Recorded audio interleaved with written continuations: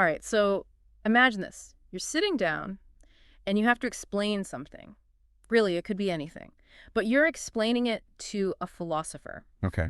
Not just, someone who likes to think, but a real philosopher. Someone who really digs into the nuts and bolts of what reality even is and how we know anything at all. Yeah, I see where you're going with this. Like, how would that conversation even go? What would be the first things they would push back on? Right. What would be the most basic assumptions they'd question right out of the gate? Exactly. That's what I want us to play around with today as we jump into this deep dive. Okay. I'm game. Sounds like fun. Because the world we're diving into, it's the world of the Presocratic philosophers. Ah, yes. The thinkers who came before Socrates. Right, way back in ancient Greece, centuries before Socrates. And they were really wrestling with some huge foundational questions. Absolutely. Like, what's the cosmos made of? How do we know anything about it? What does it even mean to exist? All that really heavy stuff. Yeah, and in a way, they were the OG architects of Western philosophy. For sure. Their ideas, even though they're from so long ago, still ripple out and influence how we think about things today. Totally. But here's the thing.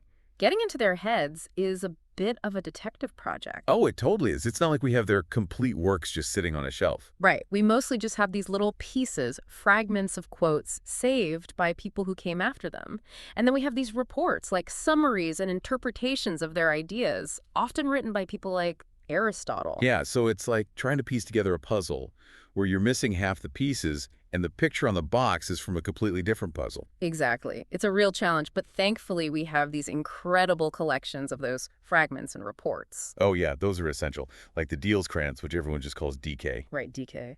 And the more recent one, the Laxmost, or LM. They're like our maps for navigating this really fragmented philosophical landscape. Totally. And you'll hear us refer to them with those abbreviations like DK22B35 or LM9040. Yeah, that's just the standard way to pinpoint a specific passage from a particular philosopher. Right. It's how we make sure we're all talking about the same piece of the puzzle. Definitely. Now, one thing that's always interesting to me is the term Presocratic itself. Yeah, what about it? Well, on the one hand, it makes sense because it groups together all these thinkers who came before Socrates' really dominant influence. Right. But at the same time, it can be a bit misleading. I mean, some of them were actually alive at the same time as Socrates. Oh, yeah, good point. It's not a perfect timeline distinction. Right. And sometimes focusing so much on them being pre-Socratic can overshadow their own unique and really significant contributions. Definitely. It's like they're always stuck in Socrates' shadow in a way. A little bit, yeah. And on that note, even calling them philosophers needs some context. Oh, how so? Well, I mean, they probably wouldn't have used that term for themselves in the same way that we use it today. Right, right. The formal idea of philosophy as its own distinct thing, that came later. Exactly. But there's this cool fragment from Heraclitus, DK22B35 or LM9D40, where he uses the word philosophos. Oh, yeah. What does he say? He says it describes someone who's a lover of wisdom. Okay, yeah. So it's that idea of being passionate about knowledge and seeking it out in all these different areas. Exactly. It's about inquiry and a desire to really understand. So now let's go back to our thought experiment. Imagine trying to explain the world, how things work, to that philosopher we were talking about. All right, I'm picturing it. Our philosopher friend, deep in thought, ready to pick apart any argument we make. Exactly. So if we went in there and started explaining everything in terms of myths and gods and a divine intervention, how do you think they'd react?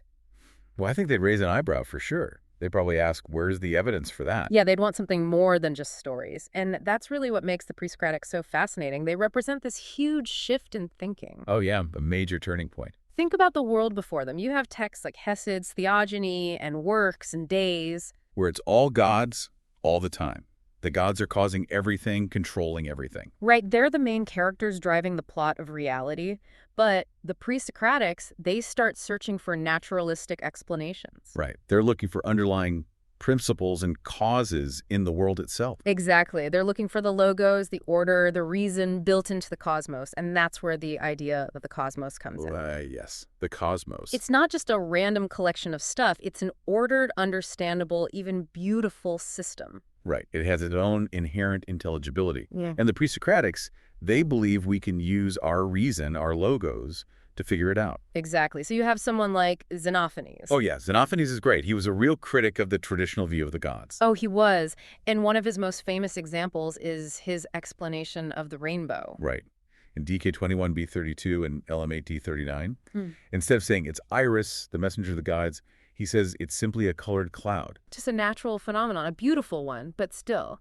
And that's so key because it perfectly illustrates this move away from divine explanations and toward natural causes. Yeah, he's saying, let's look at what we can actually observe and try to understand it on its own terms. Okay, so to really get into this shift, maybe the best place to start is with the Milesians. The Milesians, all right. Thales and Anaximander and Anaximenes. These guys were really the pioneers. Totally. They were asking the big questions. What is the world made of? What's the fundamental stuff? And Aristotle, he considered Thales to be the very first philosopher in that lineage. He was the first one to really look for causes and principles in a systematic way. Yeah, and Aristotle says Thales believed that water was the archie. The archie. So that means like the fundamental principle, the source of everything else. Exactly. The underlying stuff from which everything else comes to be. And it's interesting that he landed on water. Why do you think that was? Well, Aristotle thought it was because Thales saw how crucial water is for all life. Right. Everything needs water to grow, to thrive. And he probably observed all the different forms water can take. Oh, yeah. Like it can evaporate, it can freeze, it can flow. It's so dynamic. Yeah, and back then, in the ancient world where agriculture was so central, water would have been seen as this incredibly powerful and fundamental element. Definitely. It was essential for their survival, so it makes sense that Thales might have seen it as the most basic building block of reality. And there are also these stories about Thales, Some are probably more legend than fact. But they paint a picture of him as a real thinker, someone who was trying to understand and even predict the natural world. Oh, yeah. Like what? Like, there's the story about him predicting a solar eclipse. And there are accounts of him using his knowledge of geometry for practical things, like measuring the heights of pyramids or figuring out how far ships were from shore. Wow. So he was applying his understanding of natural principles to solve real-world problems. Exactly. He was a thinker and a doer, a true philosopher, even if they didn't use that word back then. Okay, so we have Thales and his idea that water is the archa. Then along comes Anaximander. And Anaximander, now, he takes things in a much more abstract direction. He does. He introduces this concept of the apeiron. Ah, yes, the Yeah. apeiron, the indefinite, the boundless. A pretty radical idea. It really is. So instead of picking a specific element like water or fire, he says the fundamental principle has to be something beyond all that. And we have this great quote from Simplicius, who was writing much later, about what an Anaximander thought. He says, the apeiron is neither water nor any other of the so-called elements, but some other indefinite nature. So indefinite, boundless, unlimited, how would he even justify something like that? Well, think about it this way. If you take any of the observable elements, water, fire, earth, whatever, and say that that's the fundamental stuff, you run into a problem. What problem? The problem of opposites. Every element has its opposite, right? Water puts out fire, fire boils away water. They're constantly in conflict. Right, right. So if one of those elements were truly fundamental, wouldn't it eventually just consume everything else? Exactly. It would dominate and throw the whole cosmos out of balance. So Anaximander is saying to have a stable, enduring cosmos, the arche can't be any of those specific elements. It has to be something neutral, something that can give rise to all of them, including their opposites. And that's where the apeion comes in. It's boundless, inexhaustible, so it can't be overcome by anything. It's the source from which all those specific elements emerge and to which they eventually return. Okay, that makes sense. And this idea of opposites separating out from the apeiron, that's central to his cosmology, right? Absolutely. And Anaximander believed that the hot and the cold, the wet and the dry, all these opposing forces, they separate out from the apeion and begin to interact. And that interaction is what gives rise to the diversity of the world we see. Right. And here's where things get even more interesting. Anaximander also brings in this idea of cosmic justice, Dookie. Cosmic justice. Yeah, it's like a cosmic balancing act. Okay, tell me more about that. I love that idea.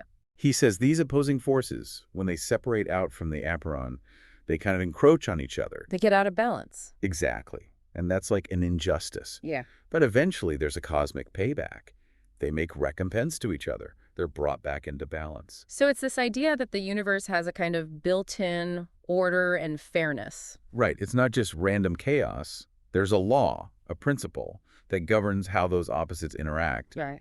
and ensures that balance is ultimately restored. And again, that's such a huge shift from explaining things through the whims of the gods. Totally. It's a step towards a more rational, law-governed understanding of the cosmos. Okay, so we have Thales with water, Anaximander with the Aperon. Then the third Milesian, Anaximenes, he kind of brings things back down to earth a bit He does, in a way. because he chooses air as the fundamental substance. Air, yeah. And he offers a really interesting mechanism for how everything else comes from air. Oh, yeah, tell me about that. So he talks about condensation and rarefaction. Okay, break that down for me. Basically, it's the idea that air can become thicker or thinner, denser or less dense. Okay. And through those changes, it transforms into other substances. Oh, interesting. So how does that work? He says when air is rarefied, thinned out, it becomes fire. Fire, okay. But when it's condensed, packed more tightly, it becomes wind. Wind, all right. And then if it keeps condensing, it becomes cloud, then water, then earth, and finally the most dense form, stones. Wow, so it's like this spectrum of density. Exactly. Yeah. And we have accounts of this from Theophrastus and Plutarch. And Plutarch even gives us this cool analogy. He says, think about how your breath feels. Okay, yeah. If you blow air out with your lips pursed, it's cooler, right? That's like compressed air. Right, right. But if you breathe out with your mouth open, it feels warmer. That's more rarefied air. That's a good analogy, I get it. So Anaximenes is offering this more tangible way of understanding how all the different things in the cosmos might come from a single fundamental substance. So, with these three Milesians, we see this progression of thought, this search for a single underlying principle. But, I mean, if we were really talking to our philosopher friend, they might push back on something. Oh, definitely. They'd have a lot of questions. Like, they might ask, how did the Milesians conceive of this, Archie? Was it like a permanent, unchanging substance that just takes on different forms? Right. Like clay that can be molded into different shapes, but it's always still clay. Exactly. Or did they see it as a more radical transformation where the original stuff actually becomes something entirely new? That's the big question. And it's something that scholars still debate today. Yeah.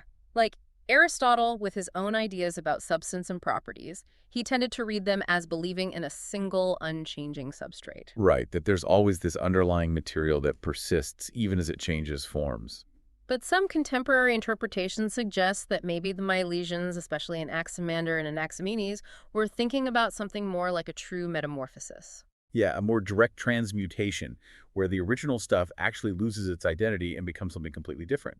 Right. And this just highlights how tricky it can be to understand these early philosophers. Our interpretations are always colored by our own assumptions and the lens of later thinkers. That's the challenge and the fun of it, right? Yeah. We're always piecing together these fragments, trying to see the world through their eyes. Yeah, absolutely. Now, here's where the conversation with our philosopher friend might take a really interesting turn. Because then we have thinkers like Xenophanes and Heraclitus who are still concerned with the cosmos, but also start to delve into questions about knowledge itself. Yeah, they start pushing into epistemology. Like, how do we know what we know? What are the limits of human understanding? And they also start asking some really provocative questions about the divine. Xenophanes, for instance, he's famous for critiquing the traditional view of the gods. Oh, yeah, Xenophanes was a radical for his time. He was. Imagine, back then, in ancient Greece, where the gods were everywhere, woven into every aspect of life. And then Xenophanes comes along and says, hold on a second. These gods you're talking about, they seem a little too human, don't they? Yeah, he calls out the whole anthropomorphic view of the gods.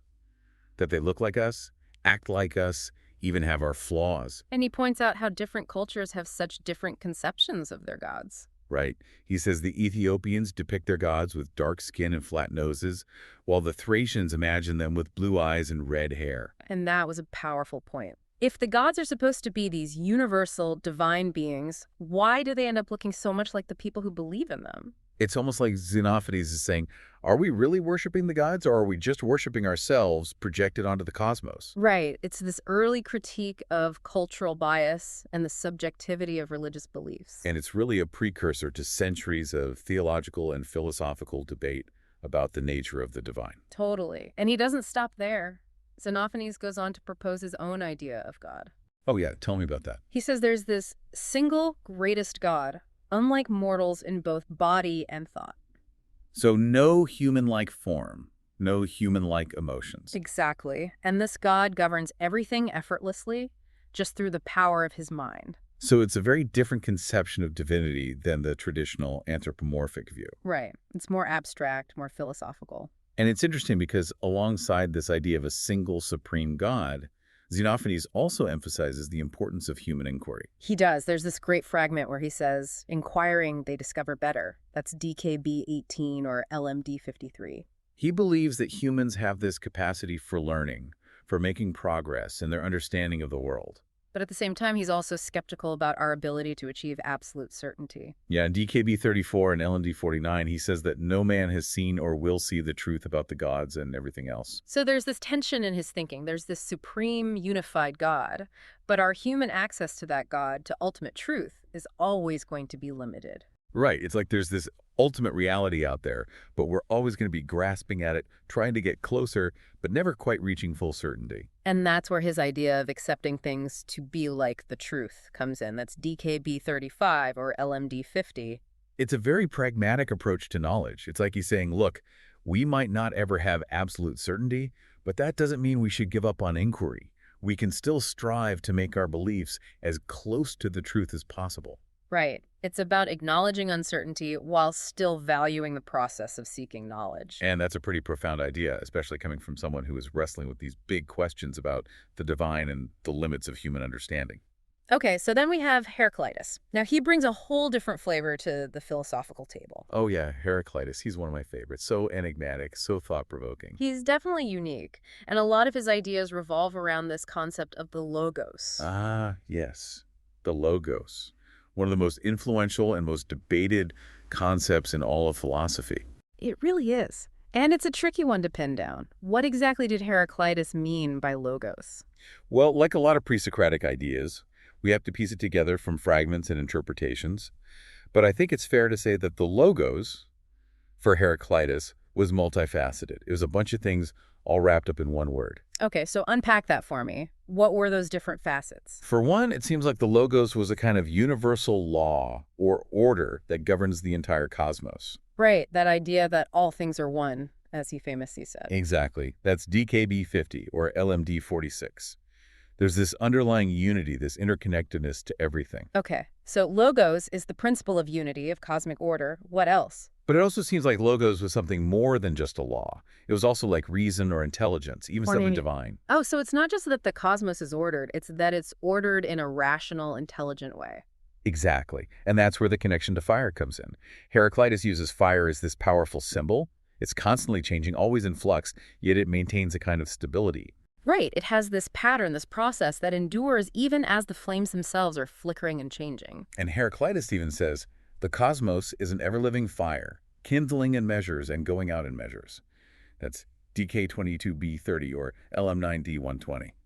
So the cosmos itself is like this rational, intelligent entity. Right, governed by the logos.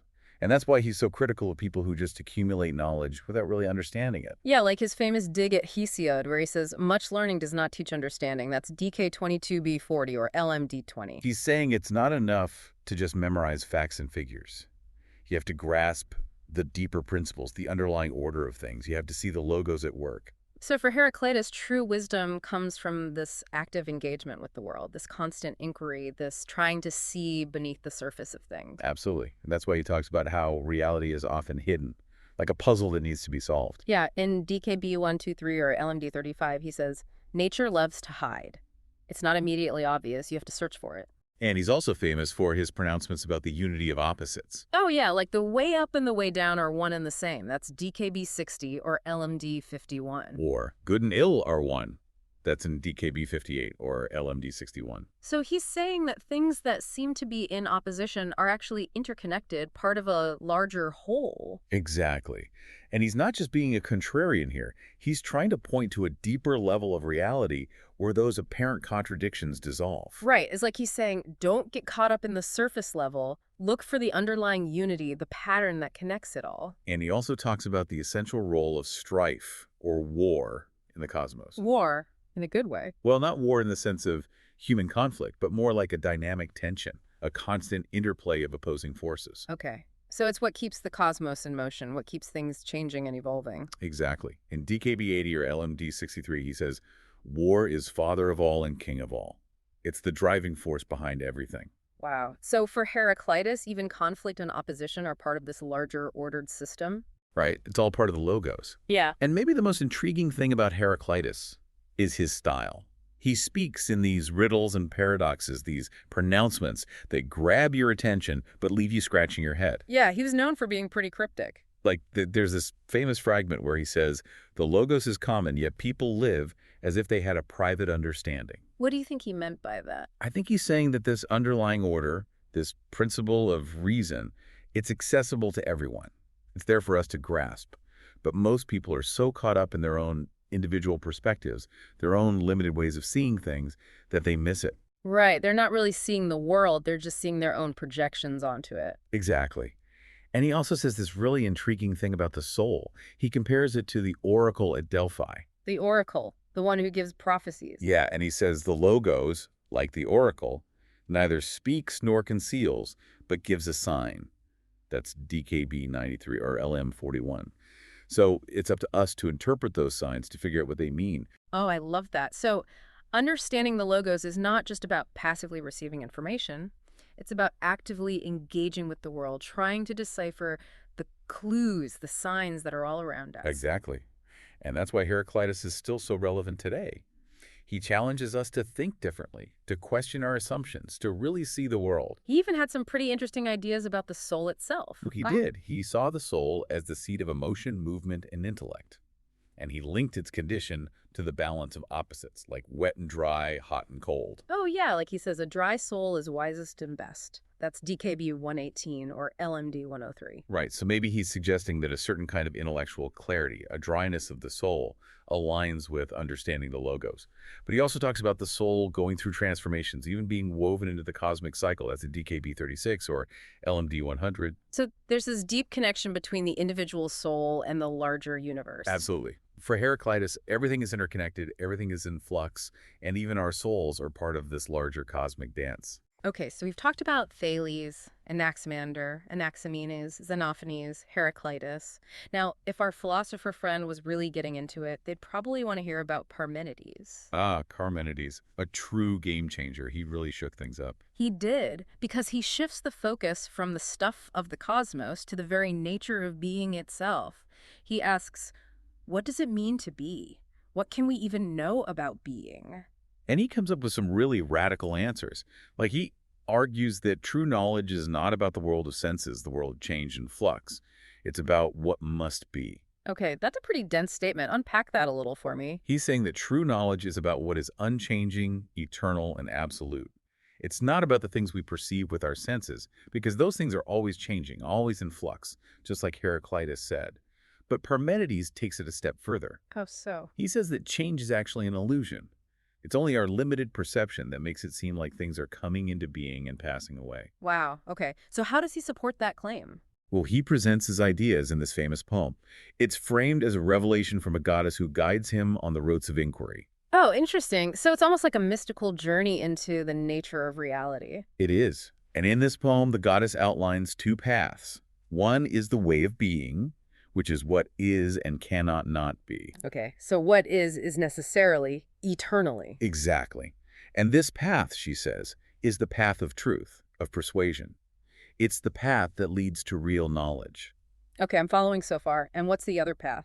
The other path is the way of not being, which is what is not and must not be. So the realm of non-existence. Right. And she says this path is completely unthinkable. We can't even conceive of what is not because the very act of conceiving it would give it a kind of being. Right, that makes sense. We can only think about things that are in some way. Exactly. And this leads Parmenides to his central principle. The same thing is for thinking and for being. That's a powerful statement. What does it mean? It means that, for Parmenides, if something can be thought, it must exist. And conversely, if something cannot be conceived, it cannot truly be. So thought and existence are fundamentally intertwined. Exactly. And this has huge implications for how he views the world, because it leads him to argue that what is true being must have certain characteristics. Like what? Well, based on his logic, it must be ungenerable, because if it could come into being, there would have been a time when it wasn't, and that's inconceivable. Right, so it has to always have existed. Right. And for the same reason, it must be imperishable. It can never cease to be, because then there would be a time when it wasn't. Okay, so it's eternal. Anything else? He also says it must be a whole of a single kind, because if it were divided, there would be something separating its parts, and that something would have to be not being, which is impossible. So it's completely unified. Yes, and it must be unshaking, immobile, because motion would imply a change from one state to another, and that's a form of coming to be and passing away, which is already ruled out, So it's completely static. right? And finally, it must be complete, lacking nothing, because if it lacks something, that would imply the existence of not being. Wow. So Parmenides is painting this picture of being as this perfect, unchanging, unified, eternal entity. He is, and in a way, it's a very logical conclusion based on his starting premises. If you accept that not being is unthinkable, then all these characteristics of being follow naturally. But here's the big question. If being is truly like that, then what about the world we experience, the world of change and multiplicity? Was he just dismissing all that as a complete illusion? That's a big debate among scholars. Some argue that he saw the world of our senses, what he called doxa, as entirely deceptive, a realm of mere opinion that has nothing to do with tree being. So it's like we're living in a kind of dream world, completely divorced from reality. That's one interpretation. But others suggest that maybe he was trying to offer some account of the phenomenal world, the world of appearances. Like maybe he saw it as having a kind of coherence and consistency, even if it didn't possess the ultimate reality of being. Right. And he does make some interesting observations about the natural world. Like he talks about how the moon gets its light from the sun. Yeah, and he also argues that the Earth is spherical, so he's not completely ignoring the world around him. And then there's Zeno, Parmenides' student. He gets into the mix with his famous paradoxes. Ah, Zeno's paradoxes. They're mind-bending, but they're designed to really make you think. They do. So how did Zeno use those paradoxes to support Parmenides' ideas? Well, Zeno's paradoxes are basically arguments that target our everyday assumptions about motion and plurality. They're meant to show how our intuitive understanding of these things leads to logical contradictions. Okay, so like what's an example? One of his most famous is the dichotomy paradox. Imagine you're trying to walk across a room. All right, I'm walking. To get to the other side, you first have to cover half the distance, right? And then to cover the remaining distance, you have to cover half of that distance, and so on, infinitely. You can always divide the remaining distance in half. Yeah, I see where this is going.